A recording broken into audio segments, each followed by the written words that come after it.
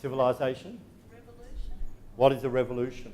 Well, not in the historic sense, not in Yeah. the mathematical. Not a term, but No, no. I know. But see, I would see a revolution as one group of people actually doing something and another group of people wanting to act up to stop it. They're wanting to turn it back. See, we can... I think it's the concepts that might be really abstract. Yes, there will be. And there will be. But I'm saying we need the action first to get the action understanding before we get the more abstract understanding. That's what I wanted to come out on it. That we need the action. Is this okay with everyone? The action understanding first. And I'll tell you, I sound like Kevin Rudd saying this. No, I really hate myself. I don't want to say it again. But what we've been doing so far with the high reliability strategies, we've just basically been getting the actions right. Now we're trying to make them more abstract. Now we're trying to make them more systematic. In a whole lot of the schools that I've visited in Northern Region, it's been fantastic to see the strategies actually being done. And this is where we are now. We needed some time. Andre, we needed time just to get the actions right. And now we're saying, let's make it systematic. Let's have our term plans. Let's do all these things. They wouldn't have been appropriate a year ago because that's not how we learn. But it's also for teachers who are starting to master the actions. They can now also start to develop an understanding of the concept behind it. Yes. And that's why it's so critical that you guys, over the next few months, communicate with your staff to bring them in, let them see it, Alana. Let them get the window of opportunity to see it happening. That's why I'm pushing that. So there is a real logic behind what we're doing, but it's a logic based on learning. Are there any queries anyone would like to raise in relation to this? I hope I've done it justice. Okay, all right. Let's continue briefly, just pulling out, because we wanted to end up with a list of things to look for in each of the lessons. Thanks, that's a stroke.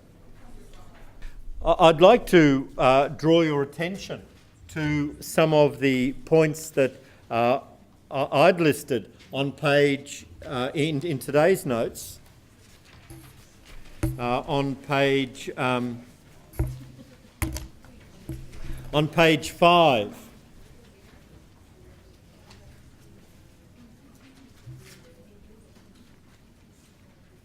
And you can see there that I've mentioned a whole lot of dot points about things that I could say in terms of the teaching. How well did it help me to do each of those? And you can see there are 3 sets of dot points for getting knowledge ready, 1, 2 and 3.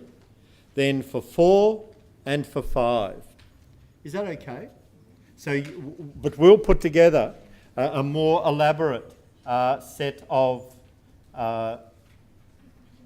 points that you can use to evaluate it. The other issue that we were going to use the lesson plans for were for you to actually guide teachers to how to plan, how to actually embed the teaching into the content. And I'd like to come back to that in a moment when we're looking at the professional learning activities.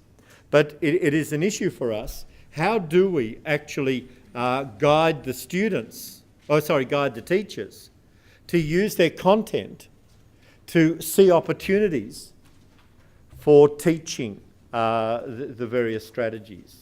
When you're teaching the children getting knowledge ready, they need to learn how to visualise the situation initially, how to bring their experiences to bear. And there are different ways, different activities I can use to get at that. It may well be on a Monday I use one activity to get at that. On a Tuesday I use a second activity and a third activity. We haven't got to this level of planning yet. But in your notes there are actually plans for looking at doing this. So it may be I'm working on getting knowledge ready. It may be that at the end of each day the children are telling me what they did, how they made a picture of the topic. They actually talked about the topic in words. They imagined it changing. So they talk about the activities that they did. And each little bit is a different aspect. But I would want a getting knowledge ready activity usually to be no more at the outside than 10 minutes. I'd be looking more like 5 minutes.